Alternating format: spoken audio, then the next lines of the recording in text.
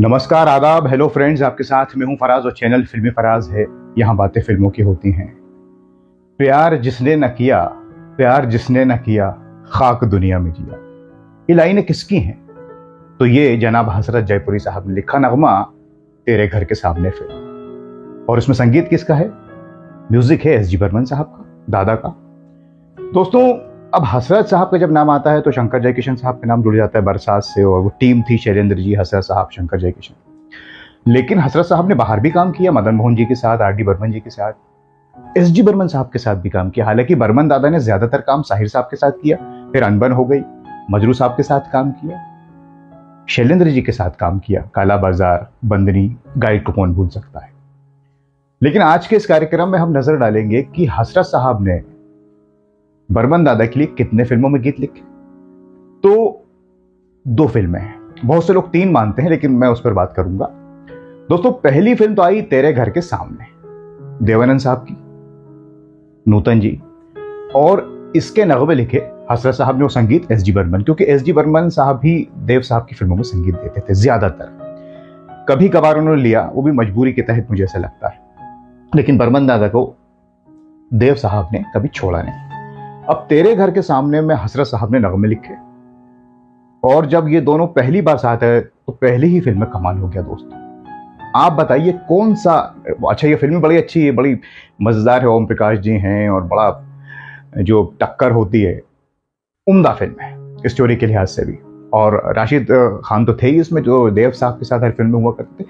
अब इस फिल्म के कौन से गीत का जिक्र करूं? देखो रूठा ना करो, दिल का भंवर, तू कहां इस नशीली रात में आया है, क्या कंपोजिशन है, क्या लिखा है, क्या सुन ले तू दिल की सदा। ये गाना आखिर में भी इसी से फिल्म का एंड होता है। कहानी आगे बढ़ती है नगमों के साथ, एक से बढ़कर एक नगमे, सुपर डुपर हिट इसका म्यूजिक, फिल्म कामयाब। तो ये पहली फिल्म रही, हसरत साहब ने नगमे लिखे बर्मन दादा के लिए। दोस्तों, बस बात बन गई। और अलग अलग तो ये काम कर ही रहे थे साथ साथ। और रोमांटिक नगमों में तो हसरत साहब का क्या कहना, हालांकि और भी गीत उन्होंने सभी अच्छे लिखे, लेकिन एक लेवल लग जाता है। तेरे घर के सामने एक घर बनाऊंगा, तेरे घर दिल का घूमर करे पुकार, प्यार का राग सुनो, प्यार का राग ले तू दिल की सदा, प्यार से प्यार सजा। हम न बोलेंगे कभी तुम सताया ना, रूठा ना करो, बात नजरों की सुनो, उजड़ते आशियां सुन ले तू दिल की तू कहाँ ये बता इस नशीली। हाय हाय हाय जाने फिर आए ना आए, हम वहीं दिल की मंजिल कुछ ऐसी है मंजिल, प्यार जिसने किया हो जा। अब अगले साल 1963 के बाद 1964 में फिल्म जिद्दी आई, जॉय मुखर्जी, आशा पारेख, बर्मन दादा का संगीत, क्योंकि फिर वो होता है ना कि भाई रिपीट किया जाए। हसरत साहब ने गीत लिखे, और फिर इसमें भी अलग अलग तरह के गीत हैं। वो गीत खासतौर से मन्ना डे साहब ने जो गाया है, तन बदन जल गया, महमूद साहब के लिए, तेरी सूरत से किसी की सूरत नहीं मिलती, जॉय मुखर्जी साहब के लिए, रात का समा, क्लासिकल नगमे भी हैं और रोमांटिक भी, हर तरह के गीत। तो जिद्दी फिल्म भी कामयाब, ये कलर्ड फिल्म, इसके नगमे भी बड़े मशहूर हुए। हालांकि कह सकते हैं कि तेरे घर के सामने के ज्यादा मशहूर हुए, जिद्दी के थोड़े कम हुए। बाकी आपकी क्या राय है, आप हमें कमेंट करके बताइए। तेरी सूरत से नहीं मिलती किसी की सूरत, घर में क्या क्या न बना दिल पर, जाने ये मौसम, जानू क्या मेरा दिल अब कहाँ हो गया, बोलो बोलो बोलो बोलो। जिंदगी एक पागल हवा, पागली देखो झुकी गई रे, जादू किया मेरे प्यार, प्यार की आग में तन बदन जल गया, प्यार की मंजिल मस्त सफर, तुम हो हंसी हम है जवान, सामने तुम। रात का समा झूमे चंद्रमा, तन मोरा ना। अब ये 2 फिल्में हो गई दोस्तों। बाकी अब फिर ये वो दौर भी आया जब बर्मन दादा की तबीयत खराब हुई, हार्ट अटैक हुआ और गाइड फिल्म के लिए रुके देव साहब। अब जो बात बताने लायक है, शायद आपको मालूम हो या ना हो, कि गाइड फिल्म में पहले हसरत साहब गीत लिखने वाले थे और गीत लिखा भी बर्मन दादा के साथ, इसीलिए क्योंकि इनकी ऐसा लग रहा था कि भाई ये अच्छा काम कर रहे हैं, साथ में बहुत बढ़िया आउटपुट निकल के आ रहा है। अब विजय आनंद साहब, गोल्डी देव साहब ने हसरत साहब से गीत लिखवाया और रिकॉर्ड भी हुआ, लेकिन कुछ ऐसा लग रहा था कुछ कमी है। तो विजय आनंद, अब कितने पार की, विजय आनंद, देव साहब और बर्मन दादा ने हसरत साहब से कहा कि गीत को थोड़ा सा बदल दीजिए, कुछ और बात बने तो मजा आएगा। लेकिन हसरत साहब ने कहा कि अब मैं इससे ज्यादा क्या लिखूंगा, ये जो कैरेक्टर है इसके लिए ठीक है। ये बात देव साहब को और विजय आनंद को और बर्मन दादा को बुरी लग गई। उन्होंने फिर सोचा कि तो कोई दूसरा राइटर देखना पड़ेगा।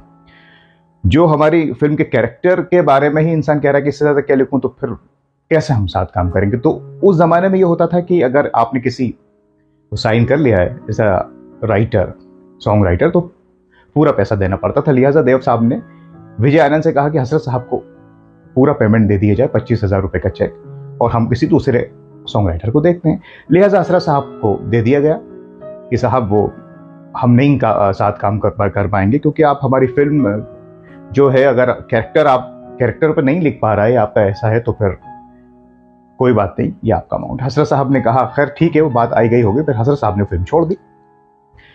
फिर शैलेंद्र साहब को ये बात पता चली, तो उन्होंने बात की देव साहब से, और इस तरह से फिर विजय आनंद ने फैसला किया कि हालांकि साहिर लुधियानवी का भी नाम चला था, लेकिन विजय आनंद का मानना था, क्योंकि विजय आनंद एक पारखी डायरेक्टर, कि साहिर साहब की शख्सियत उस पर भारी हो जाएगी, इतनी बड़ी शख्सियत थी साहिर लुधियानवी की, और कैरेक्टर पीछे रह जाएगा। तो लिहाजा फिर शैलेंद्र के साथ पहले काम कर ही चुके थे काला बाजार में। तो फिर शैलेंद्र साहब इस तरह से दोस्तों गाइड फिल्म में आए, और फिर गाइड के नगमों ने और बर्मन दादा का संगीत, शैलेंद्र साहब के बोल और लता जी और रफ़ी साहब और किशोर दा के नगमे आज भी। गाइड फिल्म के बारे में मैं क्या कहूँ, वो फिल्म हो या उसका संगीत हो। तो बहरहाल ये तीसरी फिल्म रही जिसमें हसरत साहब ने गीत लिखा, लेकिन वो बात नहीं बनी। अच्छा, फिर उसके बाद फिर मौका मिला नहीं। फिर ये लोग अलग अलग काम करते रहे, फिर बर्मन दादा अलग काम कर रहे थे, फिर हसरत साहब अलग कर रहे थे, फिर बहुत सी बातें हुई, जय किशन जी नहीं रहे और टीम टूट गई सारी। अच्छा, एक फिल्म को लेकर दोस्तों और कंफ्यूजन है, दीवानगी, जो 1976 में आई, शशि कपूर साहब और मेरे ख्याल से जीनत अमान जी। इसमें एक गीत है एस जी बर्मन साहब का, बाकी फिर वो नहीं रहे, तो किशोर दा ने जो गीत गाया है। बाकी फिर जब वो नहीं रहे तो रविंद्र जैन साहब इसमें आ गए। तो इसमें लोगों को कंफ्यूजन है कि हसरत साहब ने नगमे लिखे हैं एस जी बर्मन साहब के लिए, हसरत साहब ने नगमे लिखे हैं इस फिल्म में, लेकिन संगीत फिर रविंद्र जैन साहब का। एक गीत जो बर्मन दादा ने कंपोज किया, किशोर दा ने जो गाया, वो गीत भी आनंद बख्शी साहब ने लिखा, चल सपनों के शहर में, ऐसा कुछ वो था गीत, अगर आपने फिल्म देखी होगी, सुना हो तो ये कंफ्यूजन लोगों को रहता है कि बर्मन दादा का संगीत हसरत साहब ने लिखा है, लेकिन इसके पीछे की ये कहानी है। बाकी आपको कुछ मालूम हो, कोई फिल्म छूट रही हो, कुछ ऐसा हो, तो आप हमें कमेंट्स करके बताइए, तो हम उस पर कार्यक्रम बनाएंगे ताकि लोगों तक सही इन्फॉर्मेशन दोस्तों पहुंचे। बहरहाल हमने आज जिक्र किया एस जी बर्मन साहब को और हसरत जयपुरी साहब का, कैसा है, तो 2 ही फिल्में निकल के आई, बाकी तो बातें रही, एक फिल्म छोड़ दी और एक फिल्म में दादा नहीं रहे, सारी बातें। लेकिन 2 फिल्म, तेरे घर के सामने और जिद्दी 1963 और 1964, देव साहब की और जय मुखर्जी जी की, और एक में नूतन जी रही और एक में आशा पारेख जी रही। ये 2 फिल्में रही, लेकिन अब ये दोनों साथ नहीं हैं, और फिर काम और करते तो और अच्छा होता। लेकिन दोस्तों इन दोनों फिल्मों के नगमे बहुत बेहतरीन हैं, वैरायटी है, क्लासिकल भी है, रोमांटिक भी है, दर्द भी है, सारी चीज़ें हैं।